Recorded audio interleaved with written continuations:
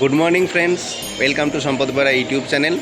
আজ রবিবার, আজ আমি বেরিয়ে পড়েছি ছুটির দিনে নৈহাটির বড়মার দর্শনে।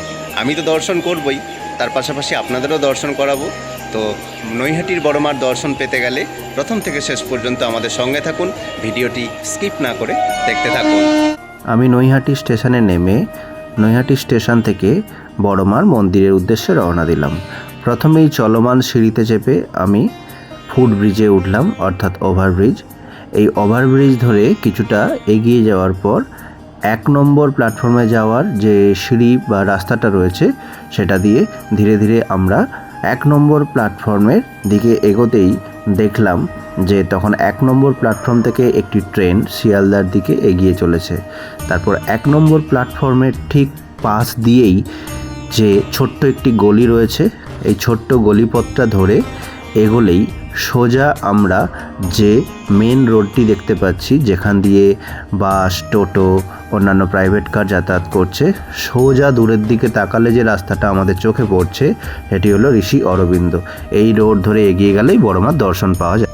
আর যারা 1 নম্বর প্ল্যাটফর্মে টিকিট কাউন্টারের দিক থেকে বেরোবেন তারা এইভাবে এই রাস্তা ধরে মেন রোডে চলে আসবেন।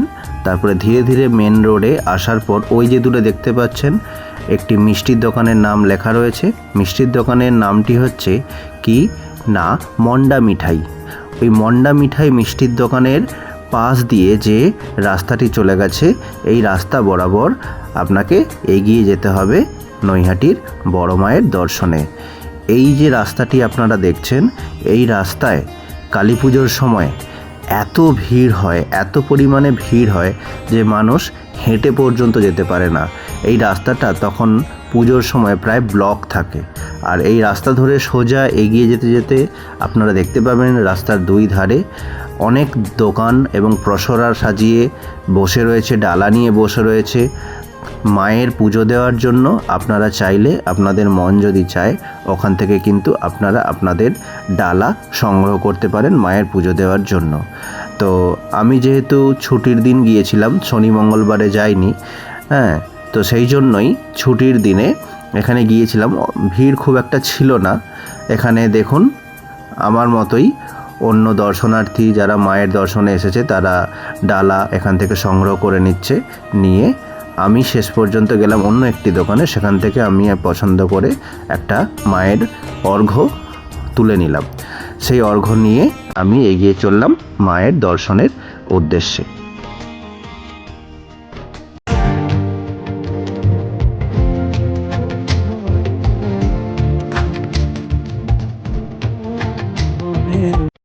মায়ের মূল মন্দিরে যে প্রবেশপথ, সেই প্রবেশপথের লাইনে এত ভিড়, সামনে এসে তো আমি অবাক।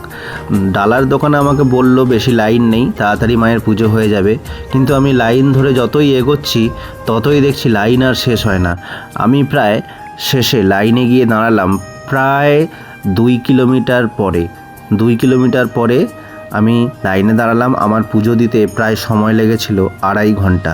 তো আপনারাও মায়ের দর্শনে আসলে অবশ্যই ধৈর্য আর সময় হাতে নিয়ে আসবেন, মায়ের দর্শন পাবেনই আপনারা। আর আপনারা যারা হাওড়া হয়ে আসবেন, চুঁচুড়া রেলওয়ে স্টেশনে নেমে ওখান থেকে ফেরিঘাটে এসে তার ঠিক অপর পাড়েই কি না বড়মা, নৈহাটি বড়মা ফেরিঘাট। এই ফেরিঘাটে এসে এখান থেকে সহজেই কি না আপনারা বড় মায়ের মন্দিরে পৌঁছে যেতে পারবেন। এই পথেও কিন্তু বড় মায়ের দর্শন পাওয়া যায়। আর এই জায়গাটি খুবই জনপ্রিয়, কারণ পুজোর শেষে, কালী পুজোর সময় বড় মার নিরঞ্জন অর্থাৎ প্রতিমা নিরঞ্জন কিন্তু এখানেই হয়। লক্ষ লক্ষ দর্শনার্থী এখানে আসে, এই ঘাটটিতে ভিড় করে, তখন সেই দৃশ্য দেখার জন্য সবাই মুখিয়ে থাকে। বড়মার কাছে যারা মানত করে, যাদের মনস্কামনা পূর্ণ হয়, তারা এই রকম গঙ্গায় স্নান করে, দণ্ডি কেটে তারা মায়ের মন্দিরে আসে, এসে মায়ের পুজো দেয়। এই রকমই শত শত ছেলে মেয়ে বা দর্শনার্থী যারা আসে, তারা প্রতিনিয়ত এইভাবে মায়ের দর্শনের জন্য অক্লান্ত পরিশ্রম করে চলেছে। তবে কথিত আছে, বড়মা কখনো কাউকে খালি হাতে ফেরান না। লাইনে প্রায় 2-2.5 ঘন্টা আমি দাঁড়িয়ে আছি। দেখুন পেছনে কত লাইন, সবাই দাঁড়িয়ে রয়েছে মায়ের দর্শনের জন্য। এখানে আসলে অবশ্যই সময় আর ধৈর্য নিয়ে আসবেন। ভেবে দেখ মন কেউ কারু নয়, মিছে ভ্রম ভূমণ্ডলে। মায়ের চোখে চোখটি রেখে বল না ওরে বল।